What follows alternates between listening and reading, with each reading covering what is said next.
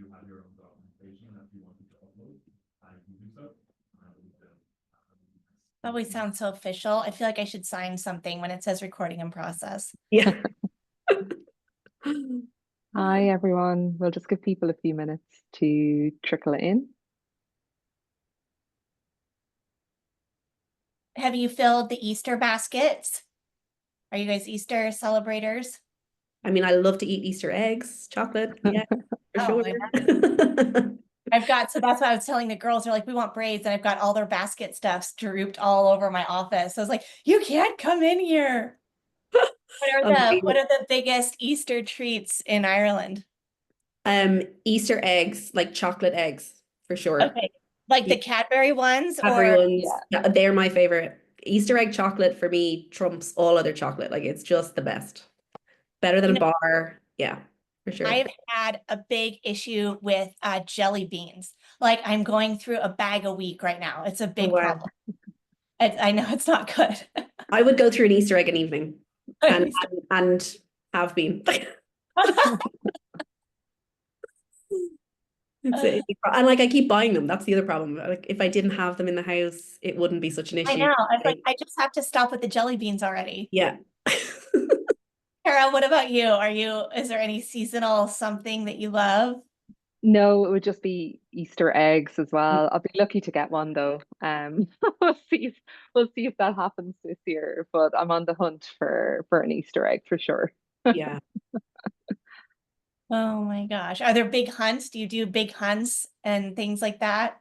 I don't think it's as much of a thing. Yeah. Here, Although like, my kids insisted on one last year, so I actually should get ahead of myself this year and organize that. It's also my daughter's 6th birthday next Saturday, so that's fun. with Easter eggs and parties and all sorts. Yeah, I love it. I love it. So great. fun.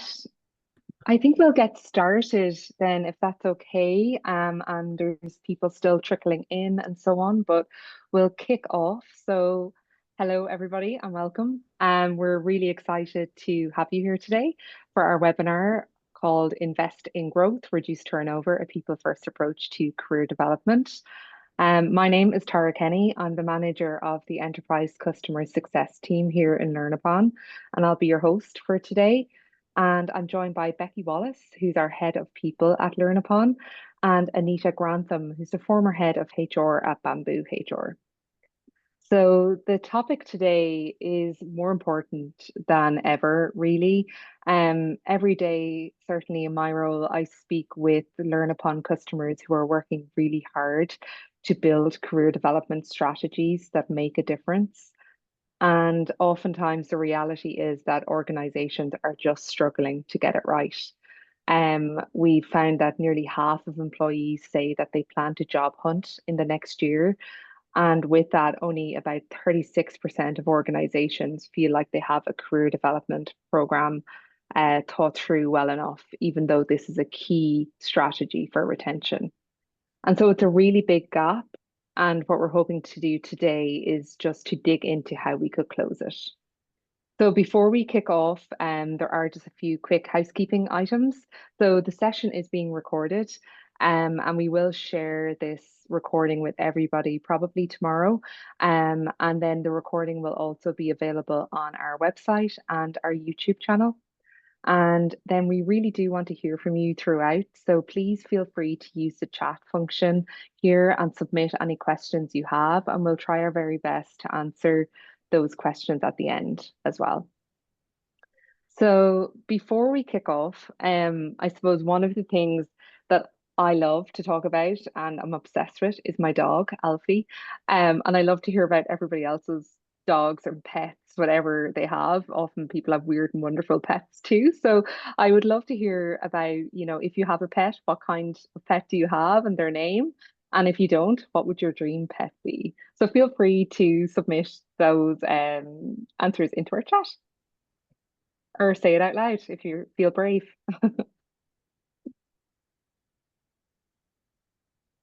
Anita, do you have a pet? Yeah, so my true prize pet is my profile picture, and that was my first dog ever. His name was Tank, and he is Rhodesian Ridgeback. And then I thought if we got another Rhodesian Ridgeback, he would just be like Tank, but he's not. He's a giant prick. His name is Derby. He's from Kentucky. He's super cute. But we have this pub where you can take your dogs to it, and they had this sweet Great Dane, and I was kind of like, maybe I want a Great Dane. They looked so docile and sweet. I really just want a big fat dog that doesn't need any exercise. I saw somebody pop up there saying they'd love to have a chocolate lab. I have a chocolate lab. His name is Astro. He is 8.5, and he is the apple of my eye. I have 2 kids. Astro has remained my screensaver on my phone.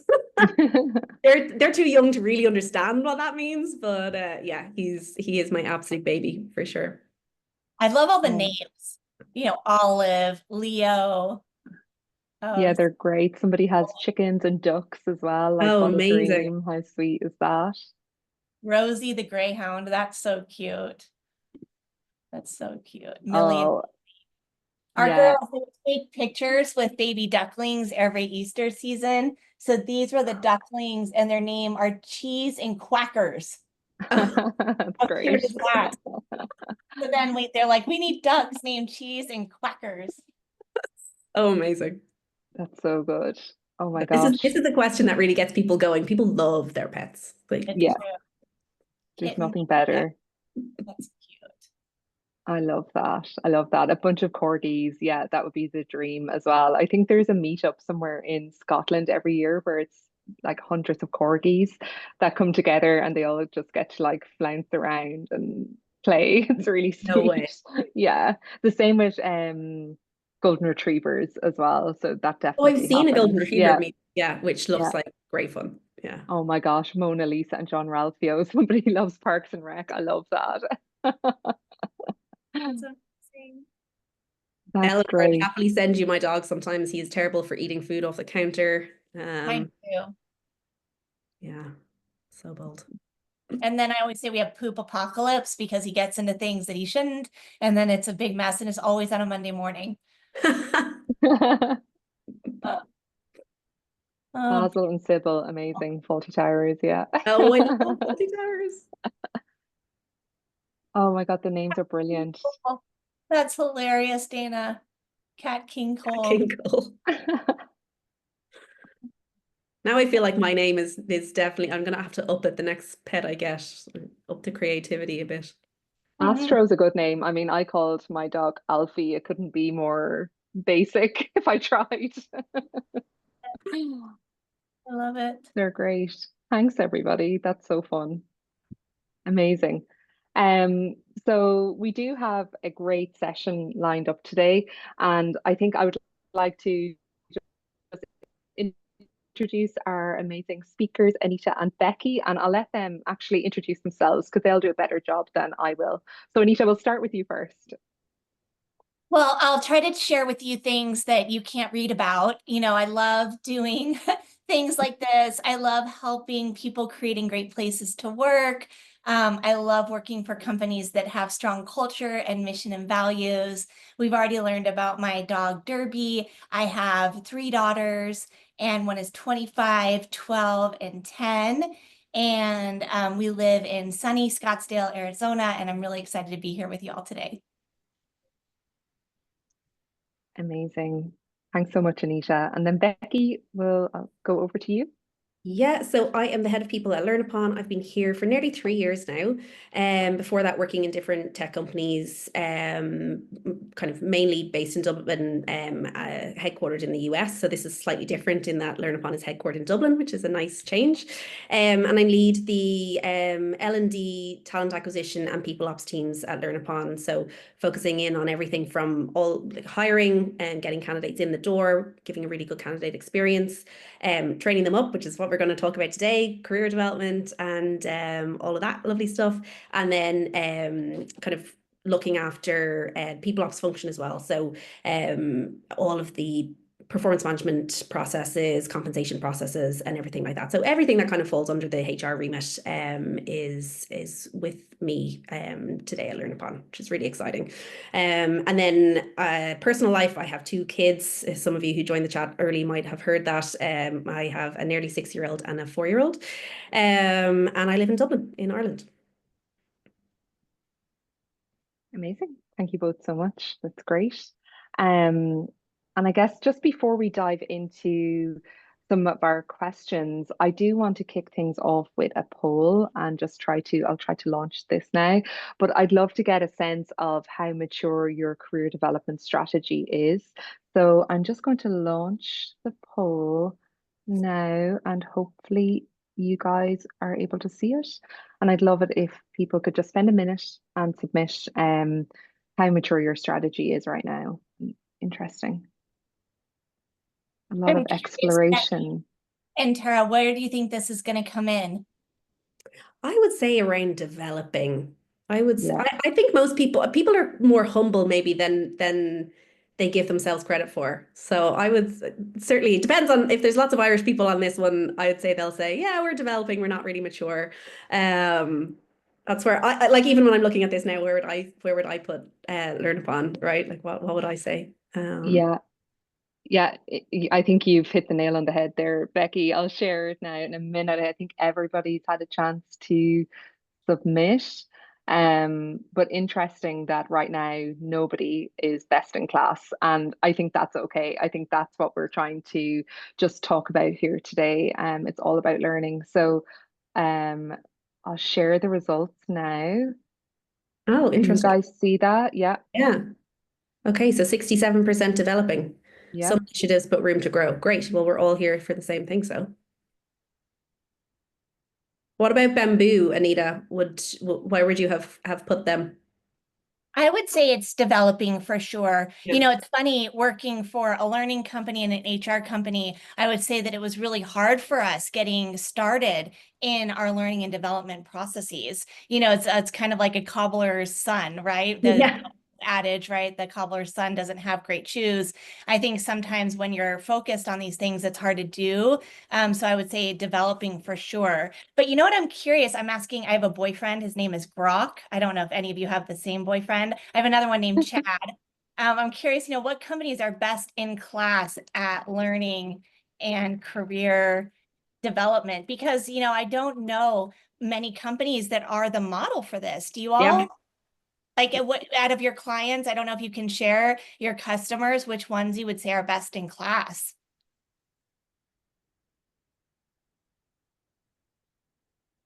They say Google, of course, is #1, which is interesting. Standout features, literacy programs to upskill employees, 20% time policy, which we've heard.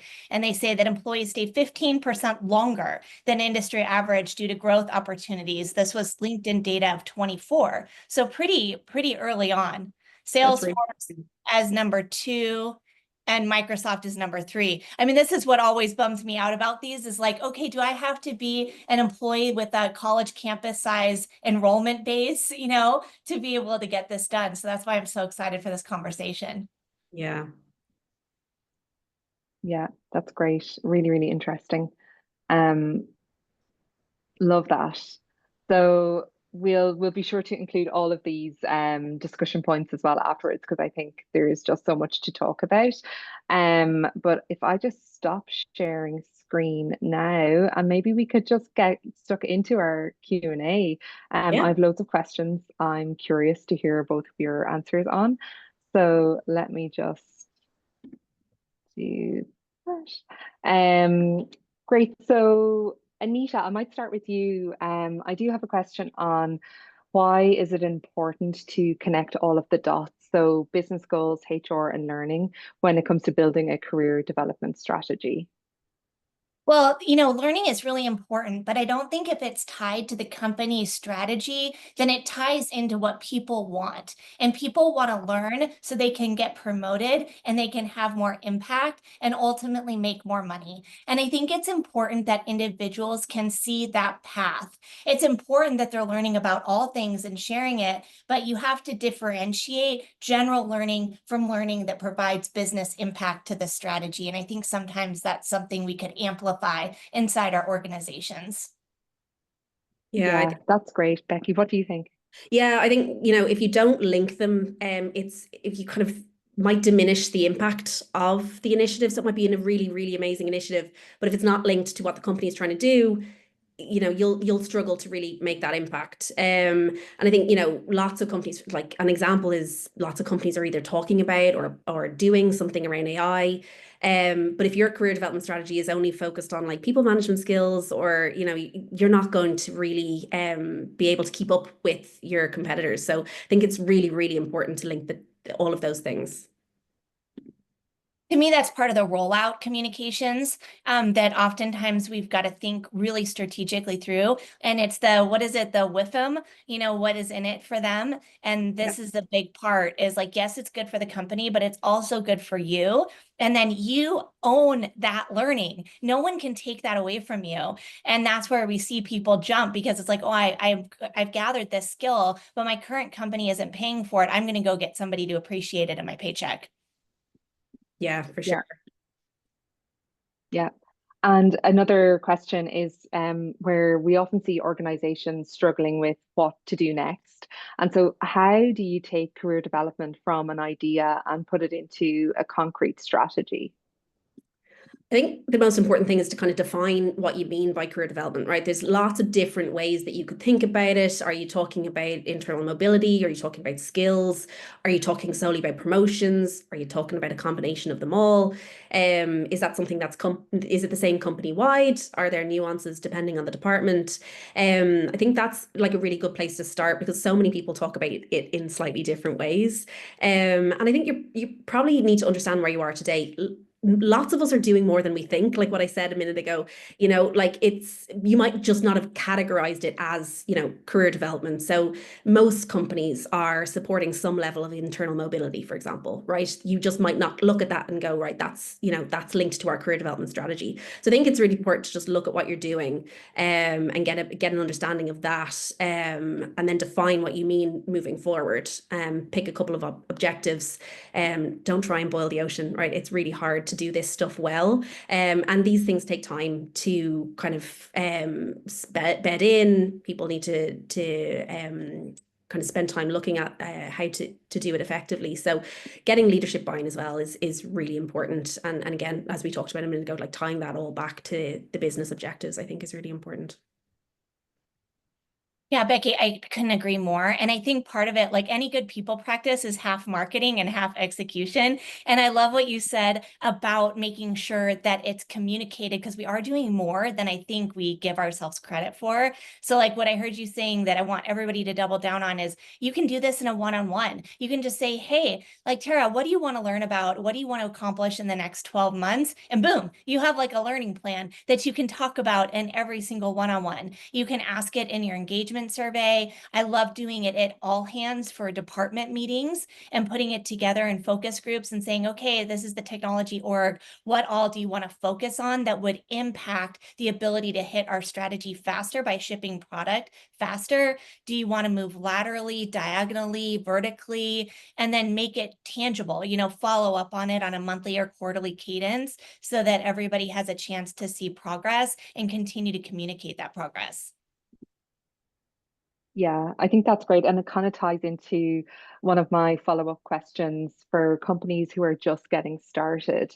What advice do you give them, and how can they pilot a professional development program? I would say just get started, Yeah. right? Like I think L&D professionals, HR professionals, we try to perfect everything before it goes out. And sometimes you just need to say, right, this is V1, we're going to go with it. Let's get some feedback and we can continue to iterate it on it as we go. We found that doing pilots with kind of different departments before we launch it to the whole company really does work.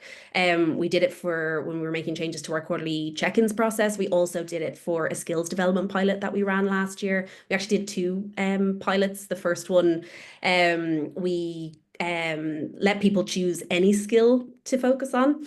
And what we learned from that is, that is actually not what anybody has time to do. You need to be able to tie it back to the day-to-day job. And so for V2, then we said, right, you need to pick a skill that is related to your day-to-day job so that you're getting that on the job learning. You can kind of hone that skill more effectively and more regularly than, picking something that has nothing to do with your job. So yeah. Piloting is key. I think that's what we have learned over the last couple of years for sure. Yeah, Becky, I've learned that in various organizations too. It's like, we want you to learn, and then you have people coming back and they're like, I'm going to learn how to crochet for my grandbaby. And you're like, amazing, I want you to do that too. And it's like, is that going to be a company funded process? And so kind of delineating some bright lines for rules of engagement. One other bright line that I think is an easy one is what is corporate learning and what is team learning and individual learning.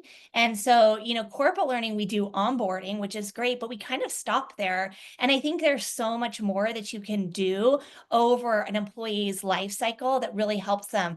Every year, let's go through learning on what our corporate strategy is. Every year, let's go through what goal setting looks like. And if you use OKRs or big rocks or whatever you use, how do you become an efficient goal setter? Or do you use atomic habits, which is actually my favorite of setting great habits. And it's the cadence of the system that allows you to win. And those are all skills that you can actually use in life as well as for your organization that I think fit well into a corporate bucket. And then if you go into sales, okay, what is the great way to ask questions in a way where you learn what your customer really needs? Again, a life skill and a sales skill that could be really defined for the department. And then individually, let's say you have somebody that's really afraid to ask questions or doesn't know how to tee up a meaningful question. You could work on that in your one-on-one. That way it's tied from the individual to the department back into the overall strategy, and you can draw that thread all the way through. Love that. Love that, Anita. Susan, I can see your question there. How long were our pilots? We did 90 days, so we did them over a quarter. 30 days for learning a new skill. No one is ever going to be able to accomplish that, right? You're going to get pulled into different meetings. You're going to pulled into different projects. So we kind of tested it out, but 90 days was what we felt worked best, and that was the feedback that came back from the teams as well. That 90 days was reasonable for the type of skill that we were, focused on. We were kind of calling them micro skills at the time. So yeah. Great, amazing. Anita, I have a question for you. So how should learning leaders think about the architecture of their career development strategy, and thinking along the lines of where do tools like LearnUpon as an LMS and AI fit into that? Yeah, we had a great discussion on this in our prep call, so I'm glad we're talking about it, Tara. I think AI is definitely a tool, and I want to see us using more of it. We're using it at home every day. Our girls fight over whether they prefer Chat or Grok for what homework that they're getting assistance on. And it can do so much. It can analyze data. It can suggest content. My favorite question to ask Grok is, how can I make this better? I'm setting this out. What would you push on? Ask me some hard questions. It can be a great prep tool before you go in to a presentation with your C-suite, and you could share the presentation and say, what questions would you ask me so I would prepare to do it. And I think that's a great part. What I love about LearnUpon is it's about a people first lens built to deliver learning that's personal and not just automated. It's easy to use, it's customizable in your career paths, and it offers a framework for you to really go and get started on your learning plan. And whether you're using LearnUpon or something else, I think it's important that leaders, whether you're a learning specific leader, a business leader, or a people leader, that you're doing those. And I think you can use a combination of both to really focus on the human side, get the data out of what progress you're making, which is important to report back on, and have one system that works together to really drive results. What am I missing in that, Becky? Is there anything yeah, I mean, obviously I am the head of people at an LMS company, right? So I'm going to say that tools are important. But having said that, I think that shouldn't be a blocker to just getting this work done. You know, tools can be great, like at the right time in your journey, and if you have budget and all that kind of stuff. But you can get started with an Excel sheet, which is what we did actually when we were building our competency framework. And we did look at different tools and, like, you know, how to shoehorn this into different tools. But ultimately, we decided, let's just launch the competency framework on an Excel sheet or a Google Sheet. And then what we did was we tied that into the learning modules within our platform. So if you were, say, an IC3 level employee and you kind of had a chat with your manager, communication was coming up as a development area for you, you could go in then to our LMS, which we internally call Spark. And you could log in and you could see all of the different content that was kind of relevant for your role that had been cherry picked from our learning and development team to say, like, okay, you're an IC3, you're looking to develop your communication skills. Here's a course that we think would be really relevant for you. So I think it's really important to tie all of those things together, but you can do it without, you know, all bells, all singing, all dancing tool. I think the big thing that we have gotten feedback from both customers and prospects is around skills, right? This is massive focus for everybody. It's why we're doing this webinar.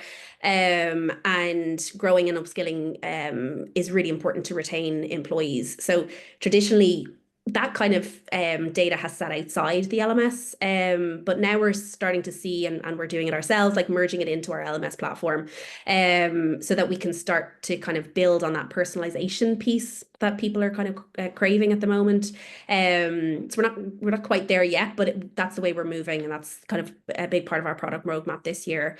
And then internally we use learning journeys, which we launched this week as well.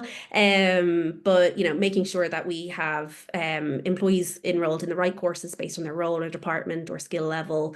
We use it internally, for example, on our new manager training program, so that, you know, for a course that's around building trust, we have different versions of that based on your employee level. So a manager level might have a different content than a director level, for example. But yeah, it's really, we probably don't, as an industry, like a HR industry, we probably don't use AI enough. I think that's something that keeps coming up as feedback, and that we should really start looking at that and utilizing it more. I think people are a little bit afraid to use it in HR, which is understandable. Yeah. So I use it for everything. So here's my prompt that I just asked Grok. And it shipped out a whole thing. And it was like, number one, define goals and get buy-in. You know, and it walked you through all of that. And it generated an 8-step plan. It took me through a 4-week sample pilot plan, which I know we want it to be a quarter. And then it's like, why does this work for you? It's remote friendly. There's no budget. There's a retention tie-in. It's scalable. So like, if you just need something to get you started, it's such a great way to say, and this is like how I'm going to use my tools and how I'm going to use my LMS and how I'm going to measure it.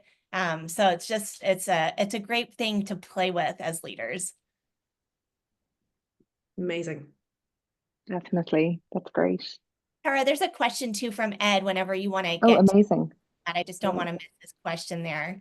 Yeah, I'll get through. Oh yeah, we'll go through Ed's question now. So how do you determine formats? So in person, live or virtual, or on demand, when having 1,000 employees over multiple sites, when learners themselves have different preferences or e-delivery formats? Yeah, great question. What I love about this is I like to say, like, this is an in-person experience. So like my all hands, because I didn't have a lot of remote teams at Bamboo, I was able to do those all in person. When I did them, I had a team in Dublin at Pluralsight, which I love Ireland. I would have in-person experiences in Dublin that would not include North America. And then there were things that I had to get across. Like, let's say we were shipping out a change to our compensation philosophy, or we were shipping out a change that was changing how we were managing and measuring performance. I would put that together. I would do it remote on Zoom, and I would record it. That way I would get through all the time zone things. I would pass it out. I would cascade it, and making sure all leaders had a chance to review it and watch it so I could make sure the information got to everyone. So I think, Ed, you've got to look at what is the content, who needs to know it, how important is it, and what type of experience do you want to create? Yeah, I think it really does depend. Like we have Upper Life, which is our orientation program. We do that both blended between in-person, virtual Zoom, and then through our LMS as well, for some of the content. And that means that, you know, people are joining live sessions, they're starting to build their network of, you know, okay, other newbies that I can make friends with, but then also doing the LMS training, you know, at a time that suits them, you know, so because we have people starting all over the world, predominantly in the US and Ireland and Serbia at the moment. So it's hard to get that time zone. There's like a half an hour in the day that overlaps between all three. So yeah, we're trying to utilize all of those different things at different times. Great question. Another question, how do you successfully integrate career development into your employees' daily work life? So thinking about the challenges that are there, and how do you ensure it's not a one-size-fits-all approach? Yeah, this is interesting. I pulled some data off here, which I'll post in. You know, 60% of our teams say they've had no formal workplace training. Skills are self-taught. And I would push on that, because I don't know how you work with other people and you're self-taught, unless you're like not working with anyone and you're just like in a little box. Like, I learn things every time I interact with Tara and Becky. I learn things every time I read through the chat. And so I think this goes back to what Becky was saying earlier, is that we have to communicate what's actually happening and be like, what did you learn? So like, I had an example I shared on the prep call, and I was preparing my head of total rewards to actually take my job. And so when we would go in and we would present to the board or the management team, we would schedule a one-on-one right after that meeting. And the first question I would ask him is, what did you learn? And I think if you format it that way, then it's like, oh, I am learning something. And even if something negative happened, or if there was a debate or somebody was really pushing back, it's still, what did you learn? And that just teed it up in a way to say, okay, let's go through it. We kept a running tab for what we would learn. So we would do it because it was a quarter in between meetings. And I don't know about you all, but I kind of forget things. And so I could go back and be like, these were the road bumps or speed bumps that I hit in the last meeting. This is what I want to review for the next meeting. And that would really help. And then it was in the flow, Tara, to your question, of the day-to-day. And even when something would really get fouled up, I would go back to my team and be like, what did we just learn about this? You know, I had, my daughter is starting track, and they're doing the 4x100. And on Saturday, the last person running ran outside the lines, and they were winning, and they got disqualified.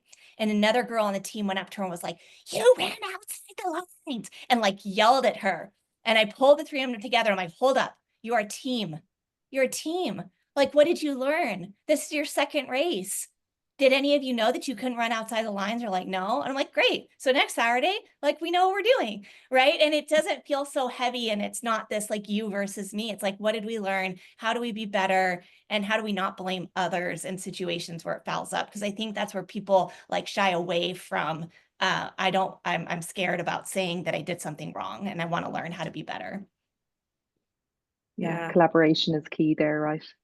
Yeah, I think with integration, what we have, as I said, with the skills pilot that we did last year, and just generally, if you have to focus it on something that's related to your role or an ongoing project or something that's that will make it the most achievable and impactful, you won't feel the sense of achievement if it's not kind of tied to something that you can put into practice in your day-to-day, right? Like it's just really, really hard. I think the biggest challenge is time. I think every single survey that we have ever sent out across anything that I've ever done is time. People trying to find the time to do it, and it's really difficult to focus on that because jobs come through and that takes your focus. So yeah, it is really challenging. Like, no one said this was easy, and that's why we're all here, right? To learn and to grow together. But that's why I love this, because everybody says that time is the thing. And I want to be like, yes, it is. But if you put it into the flow, Becky, like you're talking about, it takes that off the table. And it's also helpful if you have, like, I loved at Pluralsight, in one iteration of our values, we had like, we are continuous learners. At Infusionsoft, like we value continuous improvement. And so I think if you have it in the structure of your corporate values, that really helps people say, okay, we're going to have a conversation. Because if you look at the product and tech side, they do post-mortems on, or even sales on lost customers, on poor launches of technology. And why wouldn't the rest of us benefit from that as well? Yeah, absolutely. We have a question from Daniel as well. I'll just ask it. So Daniel has asked, so LMS LearnUpon is new to our organization. I have experience working for an actual LMS company prior, but what helps you get buy-in from managers that are not used to an LMS or organized learning in general, thinking about learning as a reinforcement training or successional leadership, if that helps? Thank you. Great question.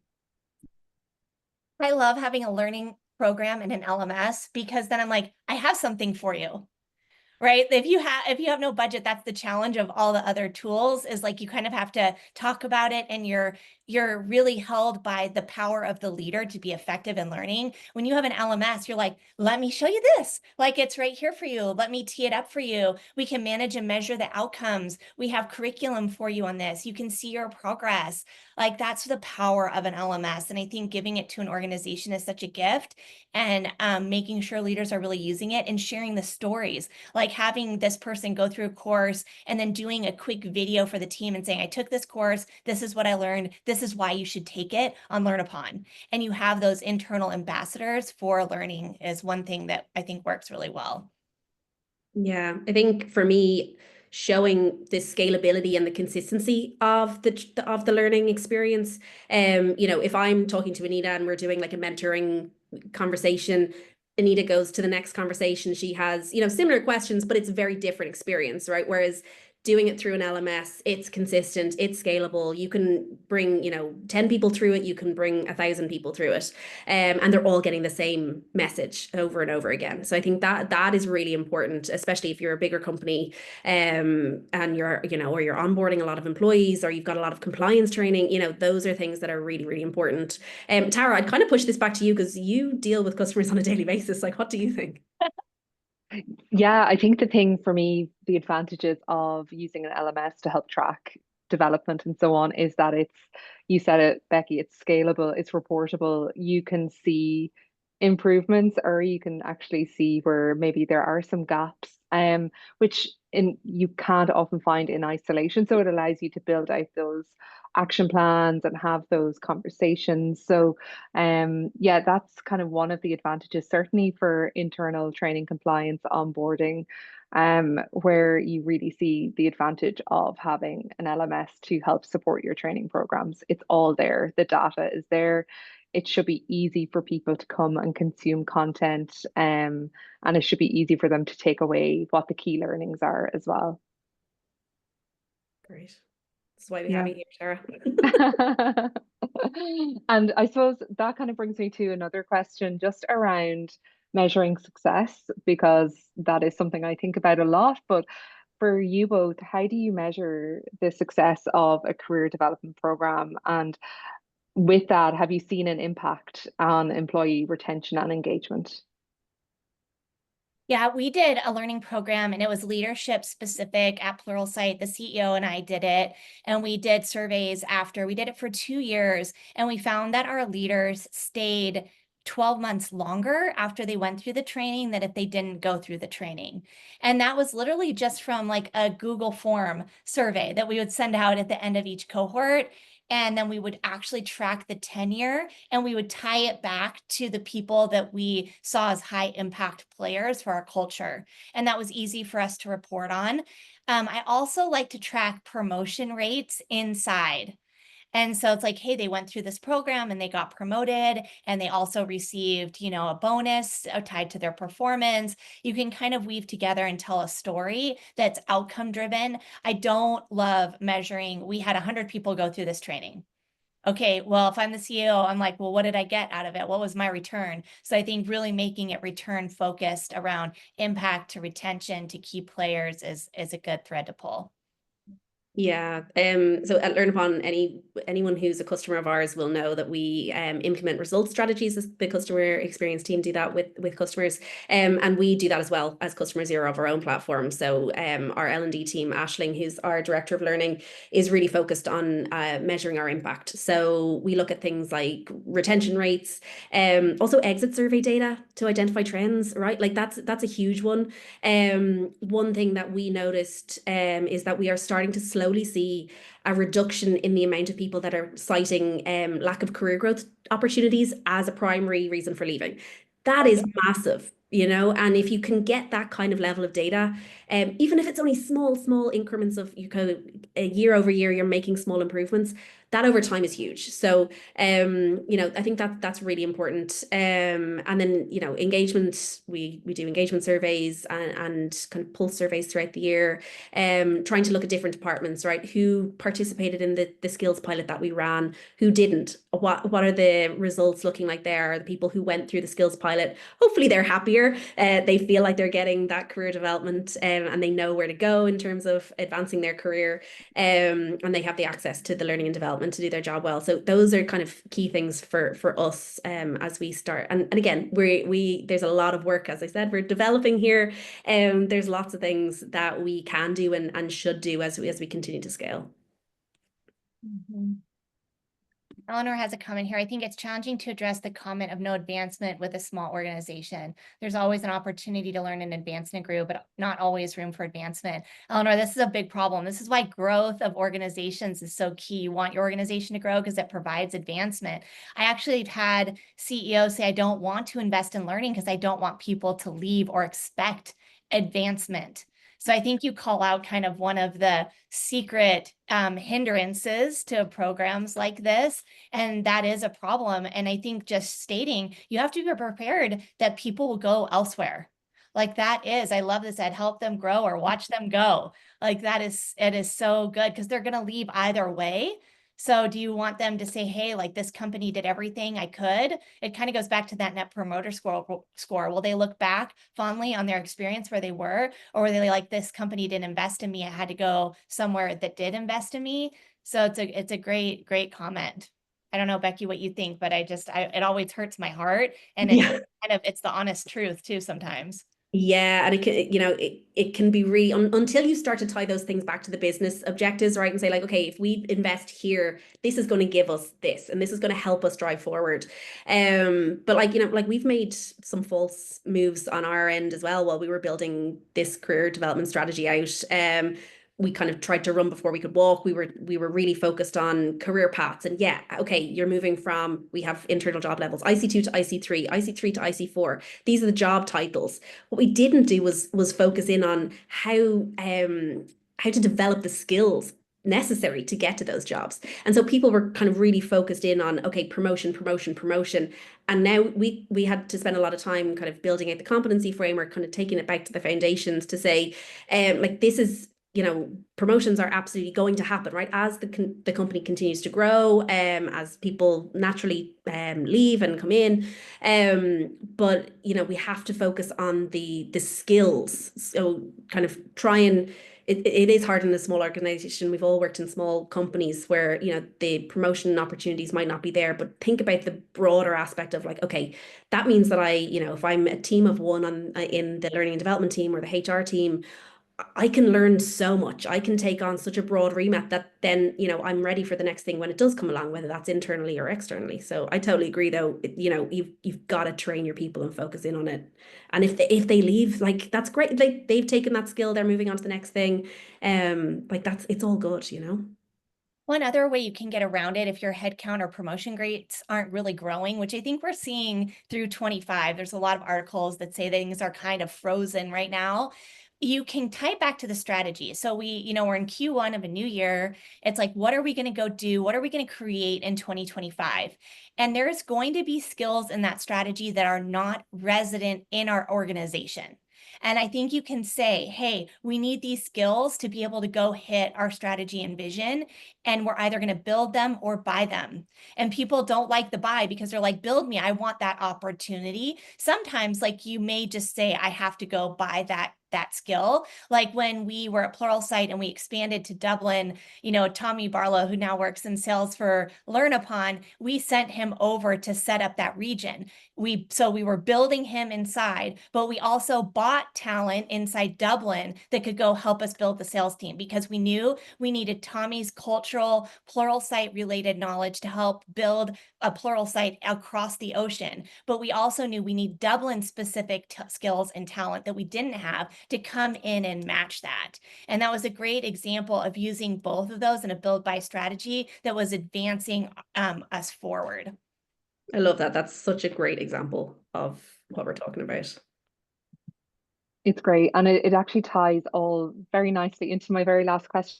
And Becky, you touched on this when you mentioned about, you know, the challenges or perhaps the mistakes that were made initially when building out the career strategy or the pilot program and so on. So I always think, you know, we learn most when we make mistakes and take those forward. So Anita, I guess what's one mistake that you made maybe while building a career development strategy, and what did you learn from it? I think the biggest mistake I made early on is I felt like I had to have a platform to have, I felt like I had to have an LMS. And absent an LMS, I was like, I don't have one. And it was hard for me to see at that time. It was actually a beautiful constraint. Like we kind of say constraints can build creativity. And that's what created all the ideas that I've shared with you today. But for a long time, I had a pretty non-powerful narrative that was like, I don't have money for an LMS. I don't have money to hire a leader. I don't have these things, so we don't have it. And at Pluralsight, it was all technology specific learning paths. And I was like, why can't we build a learning path for all organizations or like all positions, right? And that wasn't what we were there to do. So we weren't going to be doing that. So it was a great constraint that created creativity, but I learned that my narrative was negative to me and my organization by feeling like I had to rely on something and not just go figure something out, and really enable leaders around one-on-ones and tied to the strategy. And all of that came as a result of feedback from my team that was like, we can think about this differently. Love that. Becky, anything to add on your side? Yeah, I think like you wanna throw it all there. You want to do it all, right? And I think you have to focus on the foundation first. For us, that was a competency framework. So we had, as I said, like tried this, you know, here's how to get from IC2 to IC3, or, you know, senior to senior specialist. But actually what we did, we had to kind of bring it back down to create a competency framework, align on kind of 9 competencies across the company that we think are important no matter what your job is, no matter what level you're at. And then you kind of build on that skill as you move up. But that for us was huge, because without that, it was hard to hold people accountable. It was hard to deliver feedback. It was hard to align on development areas. So for us, it was kind of like we had almost run before we walked, and we had to take a bit of time to kind of undo some of that work to build a foundation so that we could then scale it more. Yeah, I go back to your comment, Becky, you can't boil the ocean. You just have to pick a few things, just like anything else, and do them really well. Yeah, one of a previous CEO that I worked with at Etsy was always saying, focus on the vital few. That was his main goal. And it really does help you focus the mind, right? There's so many great ideas out there. There's so many things that you could do. But what is going to drive the business results? What are going to be the fewest things that you can do that would drive the biggest impact? And that's something that I bang into my team all the time as well. That's great. Thank you everybody for being part of the conversation today, and thank you everybody who submitted questions as well. It's been a really collaborative session, so I've really enjoyed it. A huge special thank you to Anita and Becky. It was just a really, really valuable discussion.